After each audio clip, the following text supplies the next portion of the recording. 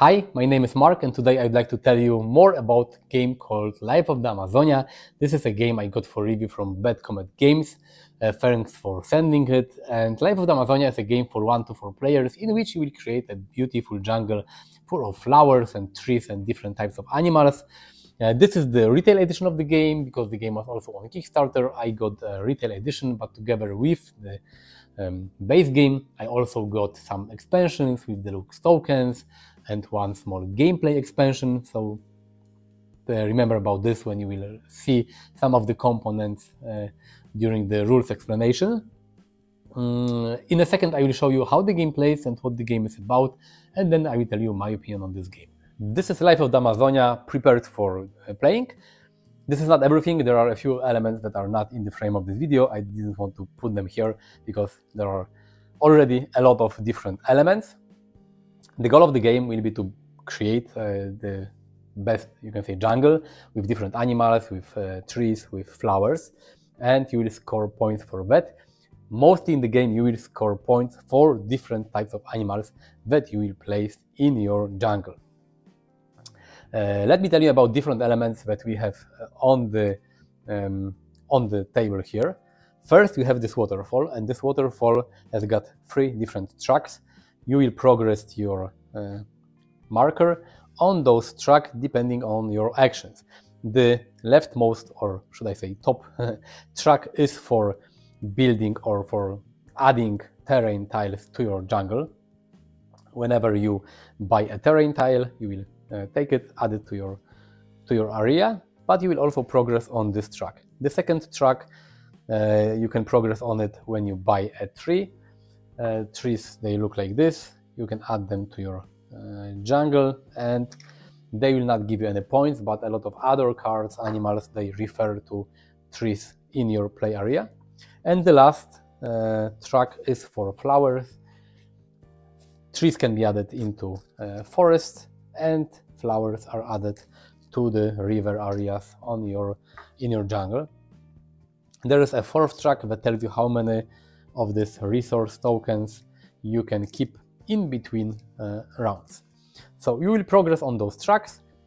Some of those tracks give you victory points for finishing the game on a specific spot. Like for example, here we have the tree track. If you, for example, end the game here, you will get 4 points. If you end here, you will get 10 points or 20 points. So the more trees you have, the more flowers you have in your jungle, then you will get more points at the end of the game. Here we have different terrain tiles. There are a lot of them. You will be able to buy them during the game. There are always 3 of them displayed here. So if you want to buy a new one, you take one of those and then you replenish the market with a new one from the stack. Here we have different type of cards. They are called scenery cards, if I'm not mistaken. You have green cards and you have purple cards. The green cards, those are the cards that you can buy during the game. Here is always cost in the top, in the left bottom corner. And those cards, they will give you victory points at the end of the game because each of those green cards has a scoring condition. So there are a lot of different cards, as you can see here.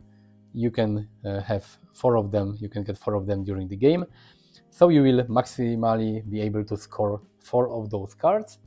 But in this game, this is really up to you for what elements or for what things you will score points. For example, if you buy the card the thick marsh, it says score based on the size of the largest marsh habitat. So if the marsh habitat, the largest one in your jungle, has got 12 hexes, you will get 7 points. If 17 hexes, then 10 points. If you have 21 or more hexes, you will get 13 points. So this is cool because you decide how you will be able to score when the game ends. And then there are the purple cards. They are called insect cards.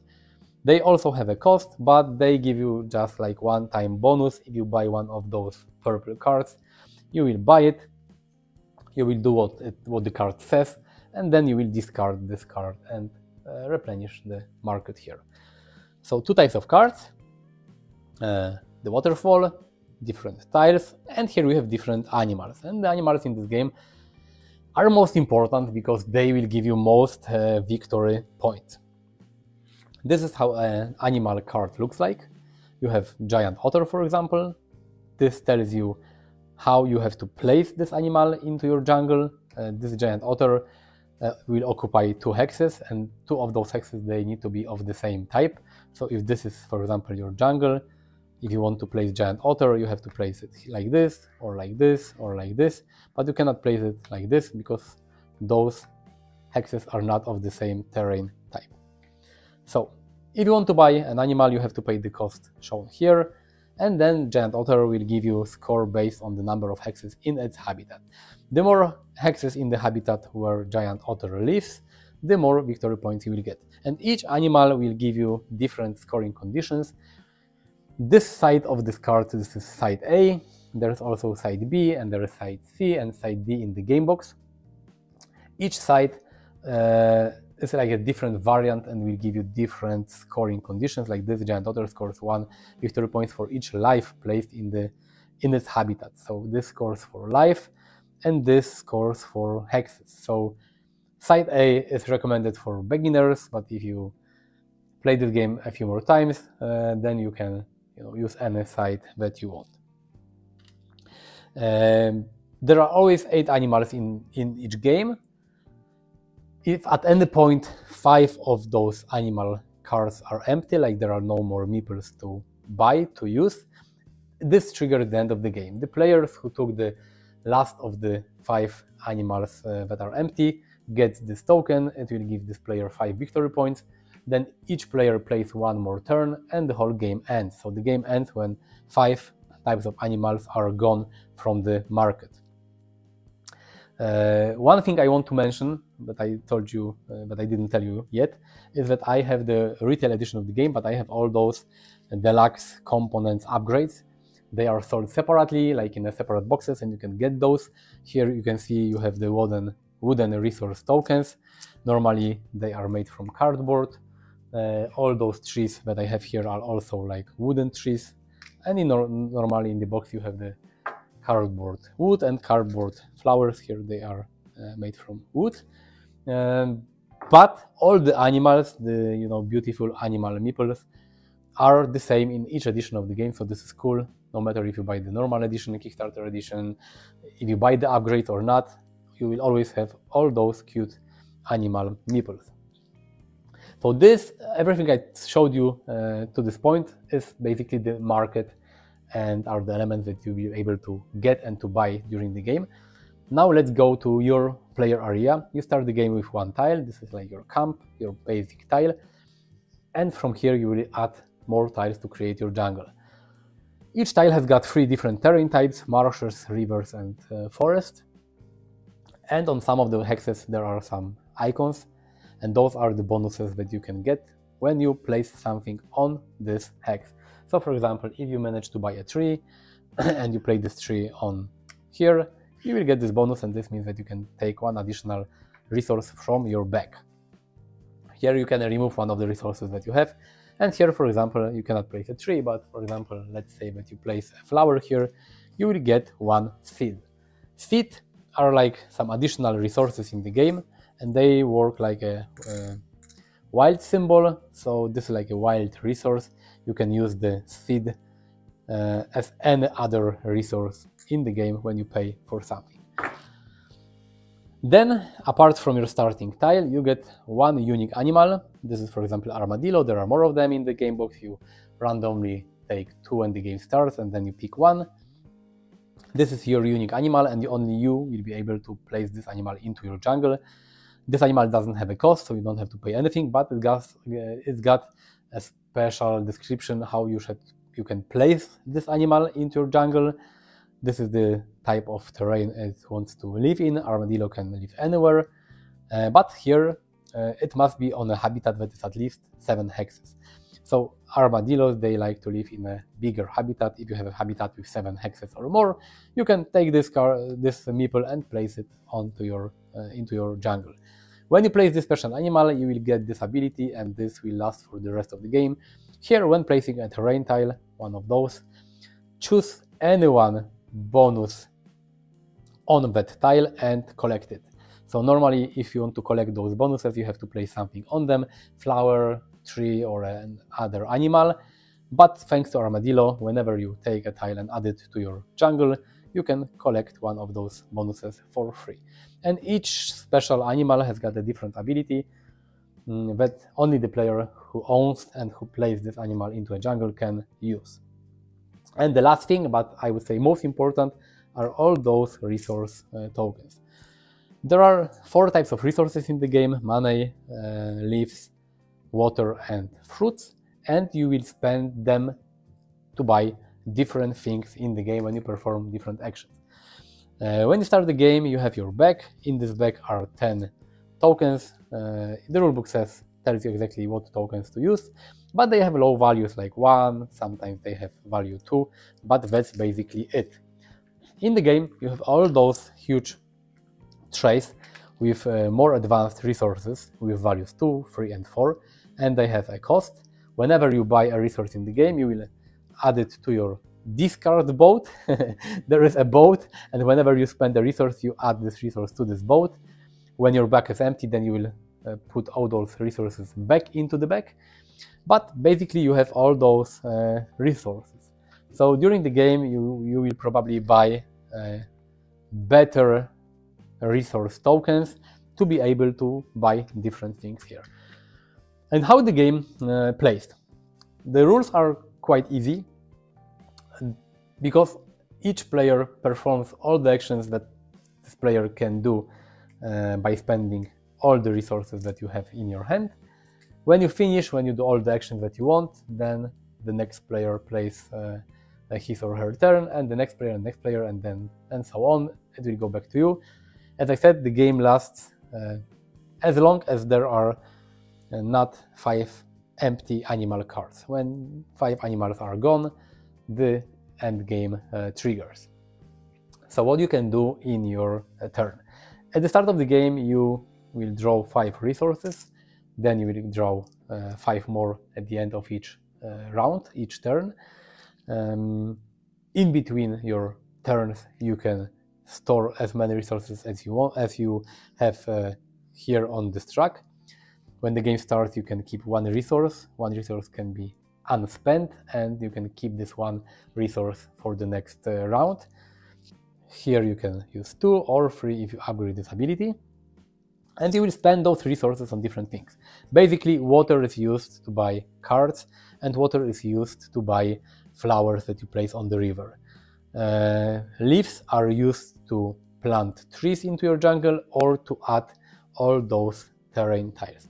Money is basically used to buy new resources, and fruits are used to buy different animals. They have a cost.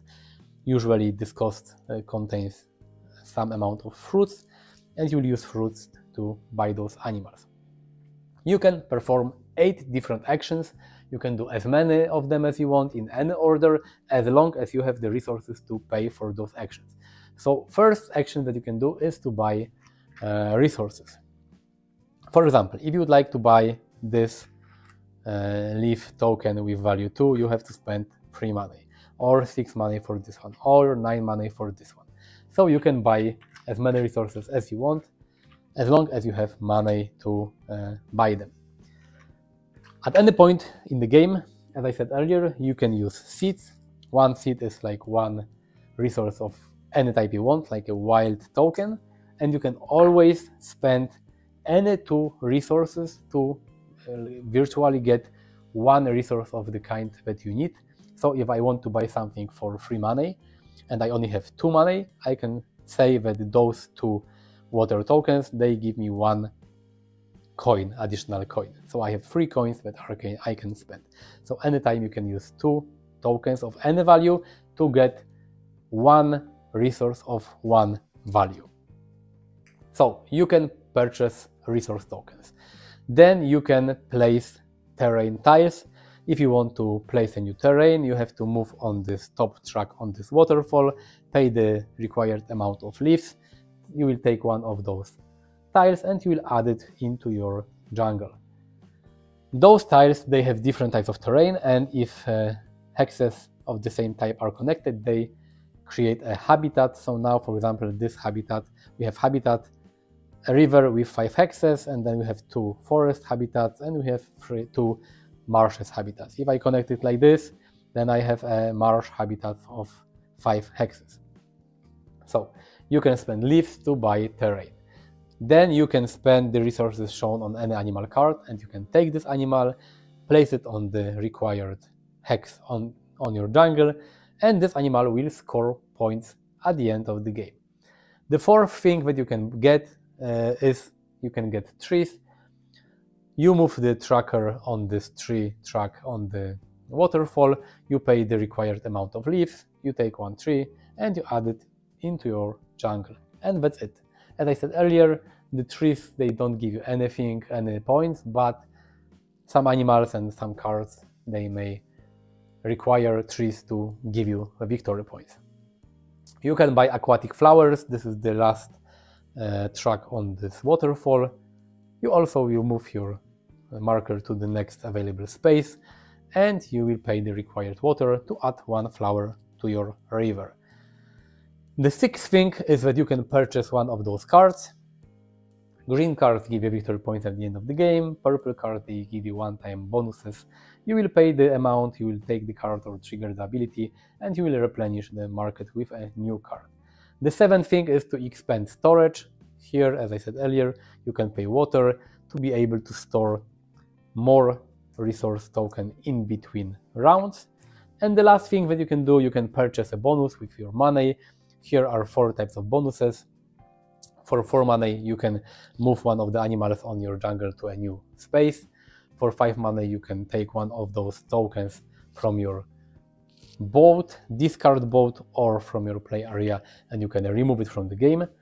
You may ask, why would you want to remove your resource tokens? Because during the game, you will buy better ones, and the ones with 1, they are very low value.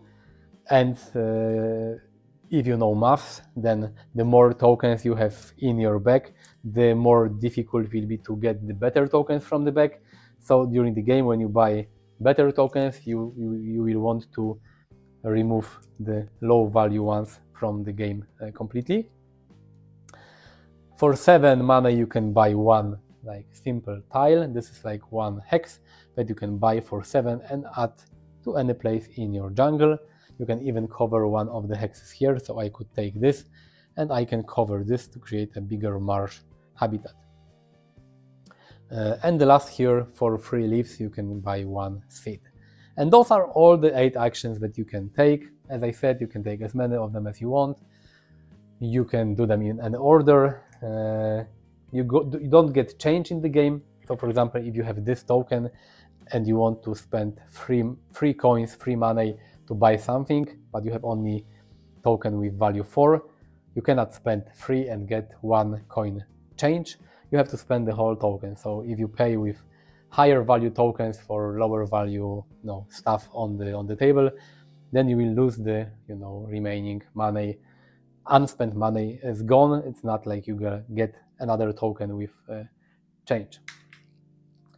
As I said, when the game ends, every player counts points, mostly from the scenery cards, from the animals, from waterfall tracks. You will also get 1 point for each seat that is left in your play area, and the player with most points wins.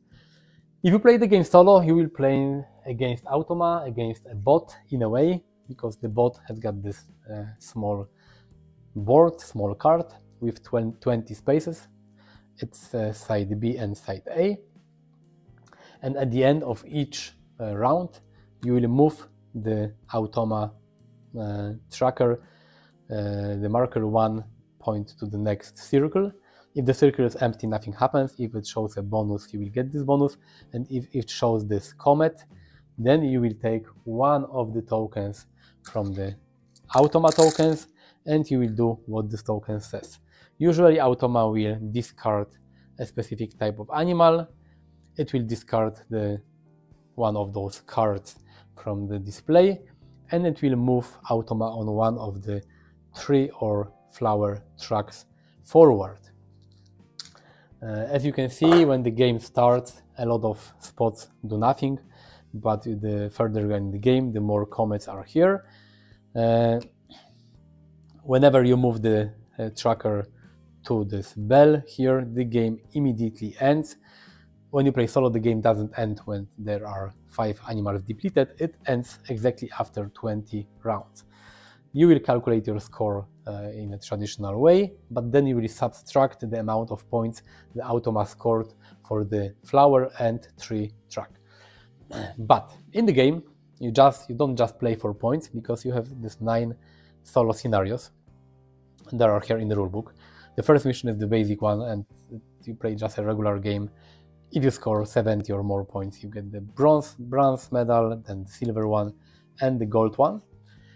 But a lot of those scenarios, they add specific setup, they give you some specific requirements that you have to complete, they give you different scoring thresholds here. So this is really cool, because you will choose a scenario, they have difficulty levels, and you will play it. Sometimes you will play on automa card side E, or side A, or side B. You will use different sets of animal cards, so this is also cool. And basically, to be honest, the solo mode is not that different from normal regular game, because this game doesn't have that much player interaction. In a multiplayer game, the only thing that other players could do is to race you on those tracks, waterfall tracks. They can take some of the cards from the market. Maybe those are the cards that you wanted to take. The other players will be first, and they will take animals from the offer here. And automa is basically doing the same, advancing on those waterfall tracks, removing cards from the display, and removing animals from the game. This is how you play Life of the Amazonia. Let's go to the summary. So let me tell you about Life of the Amazonia, what I like and what I don't like about this game. First thing, the look of the game and the table present. And it's really amazing. The game is beautiful, the cards, the animal meeples, everything looks great.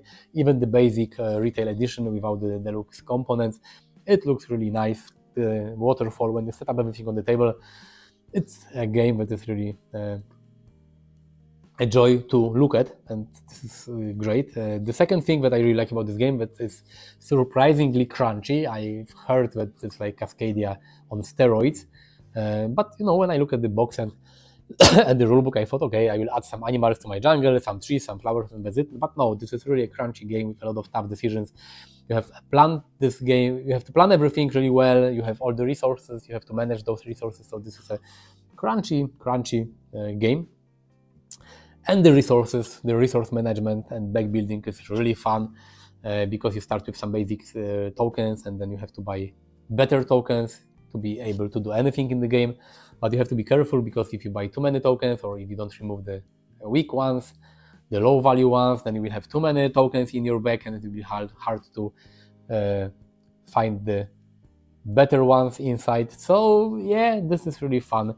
And this is like another aspect, another layer of this game that adds some thinking and strategy to the game itself. There is a lot of variety and replayability in the game.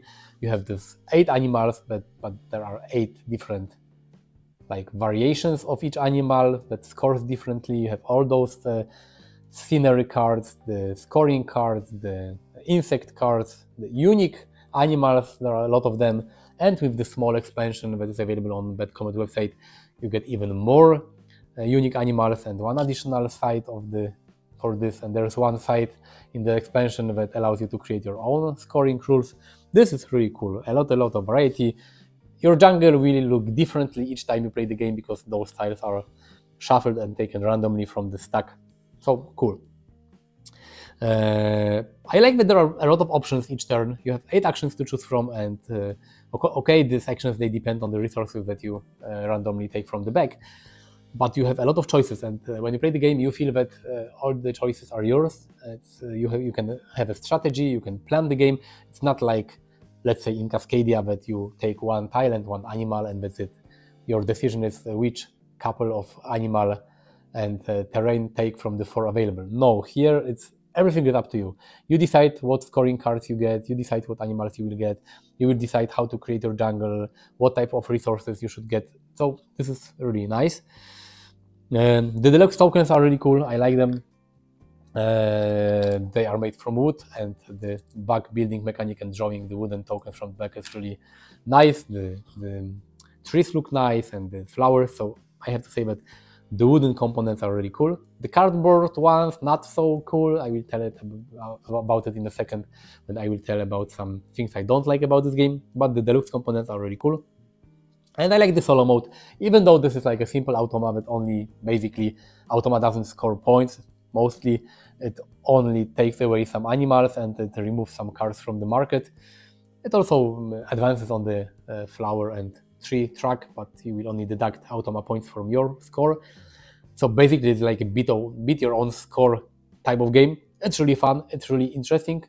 And I think mostly because the multiplayer game is not really very, you would say, there's not a lot of player interaction. Okay, all the players take animals from the same market and the cards and the tiles, but basically each player builds his or her own jungle, and you don't really look what other players are doing because you always plan what to add to your jungle, how to spend resources. So it's like there's not much interaction between players, and Automa simulates this really well. And additionally, you have all those scenarios. You have 9 different scenarios with different setup, different goals, different type of, you have to use different sides of the animal cards. So it's really nice. It adds a lot of variety, so the solo mode is fun, and it's really easy and quick to operate. What I don't like about this game, but the retail edition, the basic one without the deluxe tokens, it's got a really thin cardboard elements, and I don't like back building games that use cardboard tokens, because you have to shuffle those tokens inside, you have to draw them with your hand, you have to, you know, the cardboard tokens, just like in Arkham Horror, they will be damaged over time, and it's not so nice to shuffle and draw thin cardboard tokens from the back. With wooden tokens, it's much more nicer. So the tiles are okay, they are also quite thin, but they just stay on the table. But all those other tokens, I would prefer that they make either thicker cardboard tokens here, or if they add the wooden tokens to the base game and you don't have to buy an additional expansion to get them. Second thing is that this game is quite pricey. I remember that it costs on Bad Comet website over $80, and it's a lot, especially if you want to buy the whole package with all the wooden resources, the wooden tokens, the deluxe components, and the gameplay expansion, the small one. If you want to buy all of it, that with shipping it will be more or less $200, so it's quite a lot. For this type of game, I mean, this is not a huge Kickstarter with 100 plastic miniatures and 10 big boxes. It's a relatively small abstract strategy game, but it's it's Bad Comet. Maybe those animal tokens were expensive to produce, I'm not sure. I have reviewed Wondrous Creatures from the same publisher, and this was also quite pricey game, so this is their thing. But the game is nice to play, I have to say. Maybe it's expensive, but it's really fun and enjoyable. I don't remember what was the price on the Kickstarter during the Kickstarter campaign. And the last, let's say, negative thing about this game is this waterfall. It's not that bad. It's not as bad as the Everdell 3, but you have to construct this waterfall every time you play the game, and then you have to put it back into the game box. I'm not big fan of this type of solution. It looks nice, of course, and looks nice on the table, but maybe having a flat board with a few tracks that you move your tokens on would be more convenient, and maybe more useful to, more convenient to use than a 3D waterfall. But I have to admit that it looks nice on the table. Overall, Life of the Amazonia is a surprisingly fun game. I have to say surprisingly, because I wasn't exactly sure what to expect. If it will be like a Cascadia, but maybe a little more complicated or not, something similar or not, because from the description it sounds like a little more advanced Cascadia, but it's a really fun, enjoyable game. Of course, it reminds a little of Cascadia, but I think those are two different games. I played Cascadia with my 6-year-old daughter, the family variant, and she was able to play it. I don't think that a 6-7 years old kid will be able to play Life of the Amazonia, because this is like a more advanced game. This is more like a, I would say, gamer game, when Cascadia is more like a casual type of game, because there are many more decisions, the back building, all those actions that you can take, the resources. This is a more complex and I would say fun and enjoyable game. If I had to choose only one, leave Cascadia on the shelf or Life of the Amazonia, I would choose Life of the Amazonia, because I personally, as a more advanced gamer, I have a lot of more fun playing this game than Cascadia, but I think they both can have a space on the shelf, because I would play both those games with different type of players. Game looks amazing, plays nice, the solo mode is cool, it's not a long game. When you play solo, it's probably an hour tops, depending how much you think about your actions, but it plays quick, it's enjoyable, a lot of thinking, a lot of cool decisions, looks great. So if you enjoy those type of games, I would really recommend to play Life of the Amazonia. On BGG, it's got over 8 rating, so this score is really good, and it shows that people like this game. If you decide to get this game, I would really advise to get the deluxe resources at least. The wooden trees and the flowers are okay, and you can play with them, but I think that the deluxe wooden resources are a must, because this is a back builder and you use those resources inside the back. Fun, enjoyable game. Let me know in the comments if you played Life of the Amazonia, because the game is out for quite some time, I think. I have to say that Bad Comet becomes one of the publishers I really like. I didn't play Wild Serengeti, but I played Wondrous Creatures, amazing game. Life of the Amazonia, great game. Then they will release Shallow Sea, the game about fishes. I've seen this game in person and it looks really, really cool. So yeah, they make really nice games. As I said, click the like button, subscribe to my channel, write me in the comments if you played Life of the Amazonia. Visit me on Facebook, Instagram, all the links are also in the description of this video. Thanks for watching, see you next time, bye.